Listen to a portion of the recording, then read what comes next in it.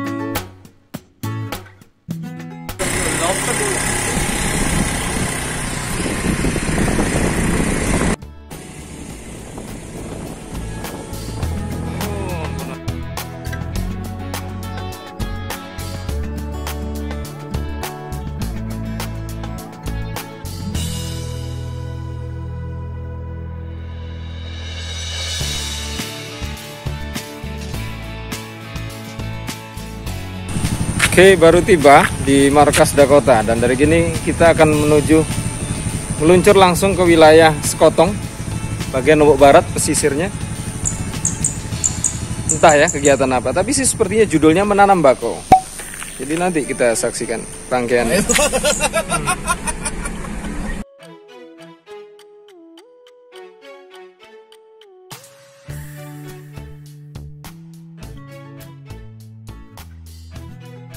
Ya mana kita topos dengan ludah-ludah ke sele.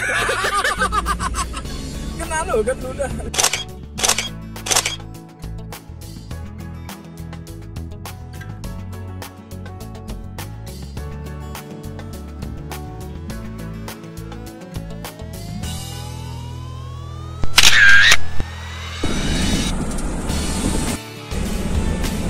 Telepon nomor di mana posisinya? HP.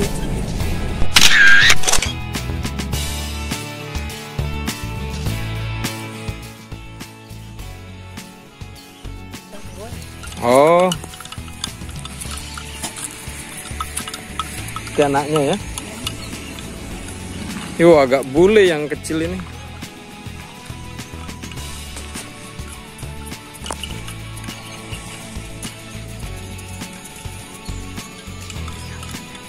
Oke, baru saja kita tiba di pantai Papau ya. Penyeberangan yang menuju ke arah Gili Goleng dalam. Ya, pernah ada liputan juga di sini, satu kegiatan dengan masyarakat, kegiatan Pok Darwis ya, Gili Goleng. Penyeberangannya ada di sini. Sementara kita akan berkoordinasi dengan teman-teman yang ada di sini. Lembaganya apa ya? Di Blue Sea. Adapun nanti keterangannya lebih lanjut mungkin saya akan tambah ketika kita tiba di satu lokasi. Yang jelas kegiatan hari ini kita belum melakukan aksi penanaman, tapi Haru akan sebatas menentukan survei spot di mana yang ideal untuk melakukan aksi kegiatan penanaman bakau ya. Adapun rentetannya nanti kita tambah lagi. Lanjut ya. Pus. Jinak-jinak kucingnya ini. Ada yang dua yang kembar. Pus.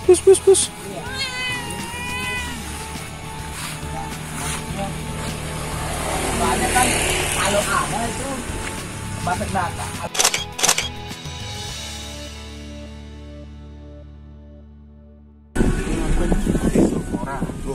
Surura besar. Oke, tempatnya di sekitaran sini. Di dekat lokasinya Dusun Brambang ya, di tanjakan sebelum masuk desa Dusun Brambang. Ada satu kawasan di masuk ke jalur Pelabuhan Mutiara, perusahaan Mutiara yang ada di sini. Jadi sementara kita Rencananya ngumpul-ngumpul di sini besok.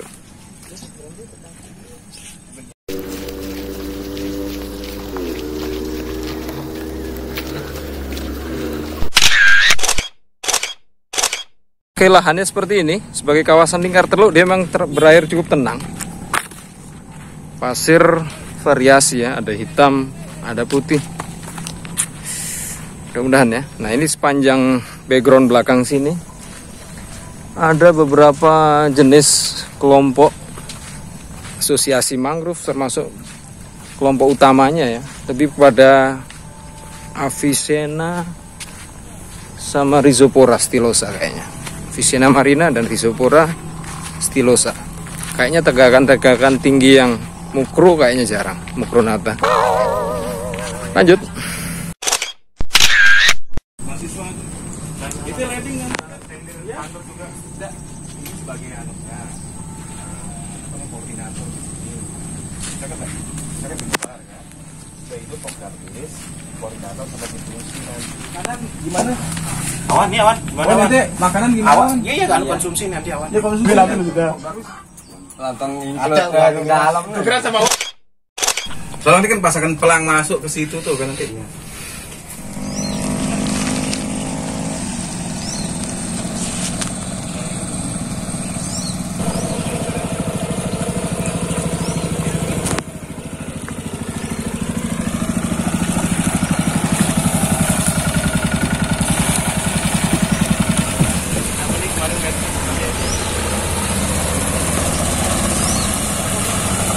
Oke.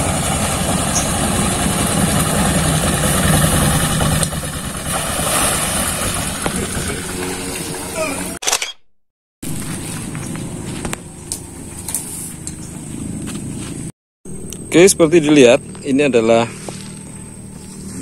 batu ya, benchmark dari PT Mutiara. Lupa ya BM-nya ini apa maksudnya. Yang jelas M-nya Mutiara.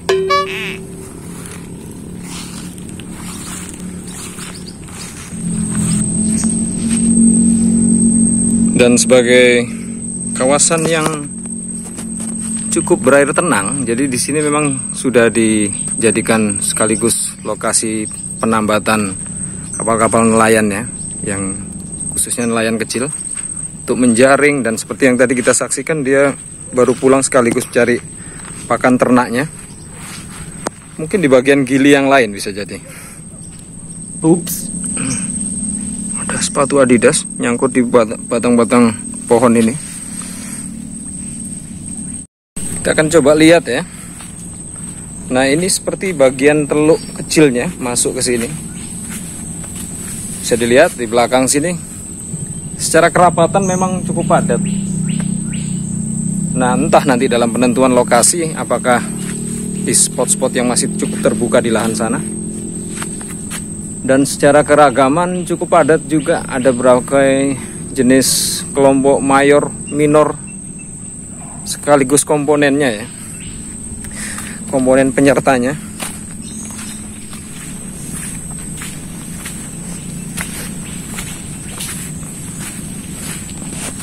Dan tentu saja lokasi ini sangat bagus ya sebagai tempat lokasi pemijahan. Oke, dominasi kelompok mayor secara yang terlihat adalah jenis mangrove merah ya, atau red mangrove. Kalau secara latinnya apa kita kenalnya? Rhizopora stylosa. Lalu ada juga tipe-tipe yang lain apa ya? Ini sedang masa berbuah mereka ya, masih dalam kondisi butik kecil-kecil. Ini yang pinggir-pinggir kayaknya sih masih tipe-tipe asosiasi kelompok penyerta, masuk pohon-pohon. Nah, ini yang di belakang. Kalau yang besar seperti ini, ntar. Nah, ini apa yang kita kenal ya istilahnya? Ada kalau dalam buku identifikasi bakau, kita kenal dengan istilahnya blind your eyes mangrove, atau karena kalau nama lokal dia banyak variasinya, tapi yang terkenal itu sebagai buta-buta namanya, karena dia secara efek getahnya itu kalau terkena mata bukan saja iritasi ya, tapi bisa menyebabkan kebutaan, makanya disebut dengan buta-buta. Nah, untuk tanaman si buta-buta ini saatnya sendiri atau bebuta ya, paling gampang dia ditandai dengan tipe buahnya. Ketika dia menjelang matang, dia selalu punya ciri warna orange seperti ini. Dan tipe tumbuhnya juga sama, dia di areal berpasir yang memiliki konsentrasi kadar garam juga cukup tinggi, juga masih bisa tumbuh.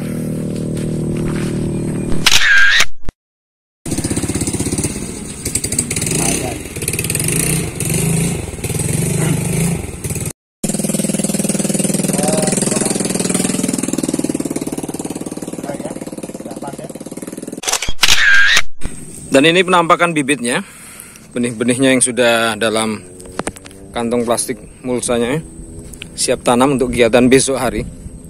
Kalau jumlahnya sih tidak tahu, nanti kita konfirmasi ya. Sementara kita akan berjalan lagi ke ujung pantai sambil melihat lokasi templot mana yang akan dipersiapkan untuk penanaman besok hari Minggu.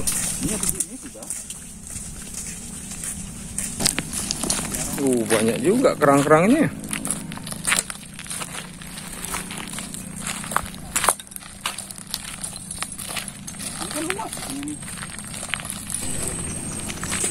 Oke, lokasi lahannya seperti ini.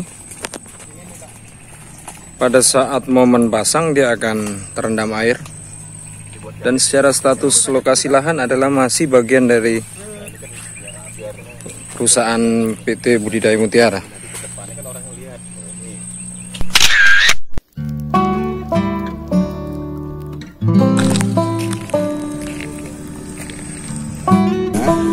Luasnya tuh 80 kali 80.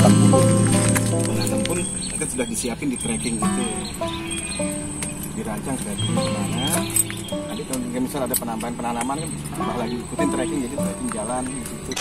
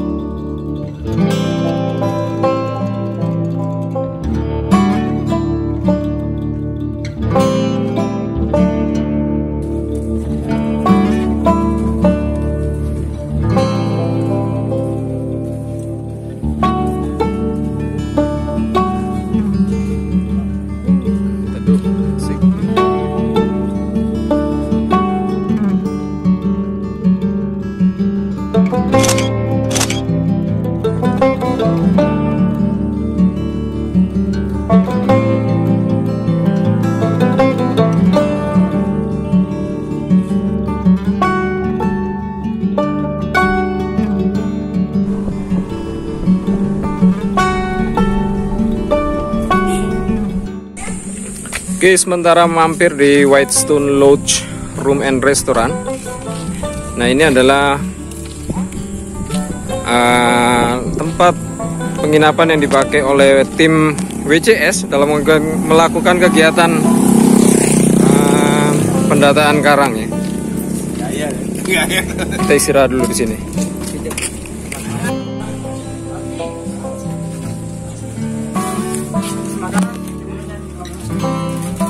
Oke, siap. Ya. Nah, itu mana tuh sekali? Pada wah.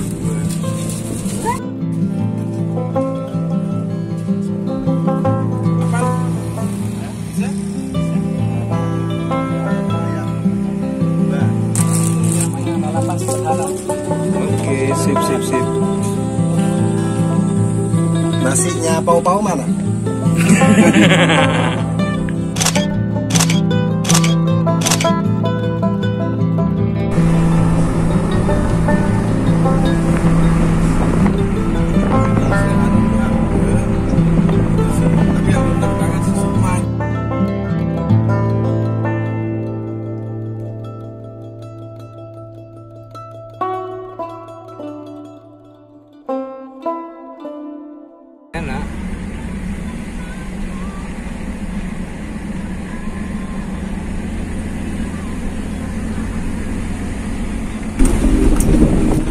Nursery mangrove. Wah, ini kan.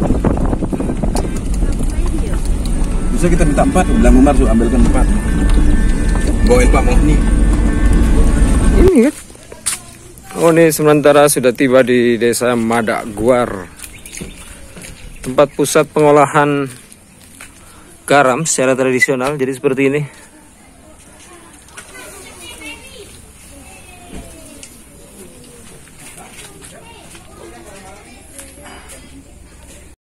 Oke, dan kita untuk sementara mampir di lokasi sini di Madak Guar ya. Masih bagian dari mungkin sudah masuk Lembar atau bukan, kawasan Sekotong Tengah. Jadi lihat di sebelah sini. Di sini bisa dilihat adalah pusat nursery bibit mangrove ya, tempat perawatan bibit. Dan ini menjadi satu lokasi yang dulu saya pernah di sekitar tahun 2000 berapa ya, lupa. Waktu itu pernah juga melakukan aksi penanaman bako di sini. Mengerahkan masyarakat juga, warga sini. Tapi saat itu memang belum ada usaha pembibitan seperti ini. Bibitnya masih didatangkan dari wilayah almarhum siapa namanya ya, Pak, yang ada di desa Labua Pandan, Lombok Timur.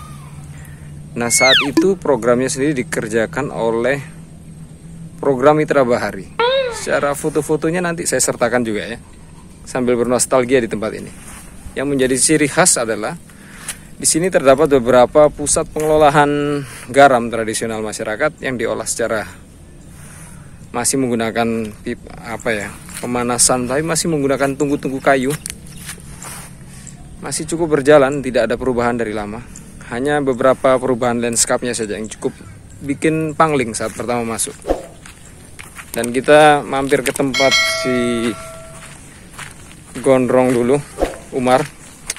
Lanjut ya. Suguhan kopi menanti. Udah acara babak kedua ini, babak belur.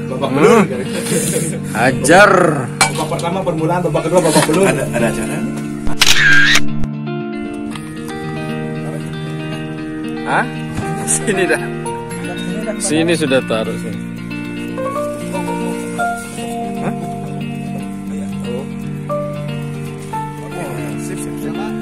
Dah.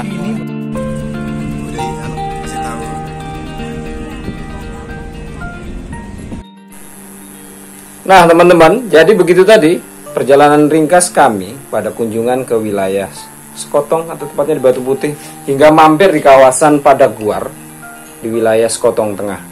Sebenarnya sih ada sedikit ralat ya, bahwa kunjungan yang saya pernah melakukan penanaman bako pertama kali di sana itu bersama dengan bukan program Mitra Bahari, tapi dengan P3UM Unram atau Pusat Penelitian dan Pengembangan Usaha Mandiri Universitas Mataram di tahun 2002. Dan waktu itu memang lokasi pembibitan memang tidak ada. Jadi bibitnya harus didatangkan dari almarhum Pak Saleh yang saat itu melakukan. Pak Saleh adalah mantan dari orang-orang yang dilatih oleh JICA pada saat proyek penanaman di kawasan Lombok Timur, tepatnya di Pulau Gili Petagan ya, yang bibit-bibitnya itu diambil dari dua gili besarnya, yaitu di Pulau Bako di Gili Lawang dan Gili Sulak. Nah, itu yang bisa dilakukan oleh, yang jadi pertanyaan bagusnya adalah Pak Saleh sendiri adalah figur yang bisa melakukan usaha mandiri dengan cara menanam dan memberdayakan beberapa orang lokal di Labuan Pandan sana, termasuk di beberapa kawasan terdekat di wilayah Sugian, untuk kemudian melakukan usaha penjualan bibit benih ya. Nah, sementara yang dilakukan di Madak Guar kemarin yang dilihat itu masih baru ya, sifatnya program pemberdayaan masyarakat melalui bantuan dari pemerintah, dari kementerian malah nih, kelautan, yang sistemnya dilakukan secara semacam program Mina Padi, di mana ada pembibitan sekaligus di sampingnya dikembangkan sebagai usaha budidaya ikan bandeng. Ikannya sih memang cukup segar, enak dan terasa gurih. Kalau punya Semarang ya jelas agak beda ya, karena tingkat pencemaran rasanya dari faktor kadar tanahnya, karena memang belum banyak pencemaran ya di wilayah sana. Emang agak jauh dengan yang tipe-tipe rasa ikan bandeng Semarang. Nah, untuk berikutnya kita akan jumpa lagi di hari besok melakukan kunjungan untuk aksi penanaman action plan yang sebenarnya dengan beberapa komunitas di sana. Dan untuk terkait dengan foto-foto yang saya janjikan, kalian bisa ikuti lihat di sini. Dan like, comment, and subscribe. Tentunya tekan loncengnya untuk mendapat beberapa notifikasi jika saya ada mengupload beberapa video-video berikutnya. Oke, salam, lanjut. Terima kasih.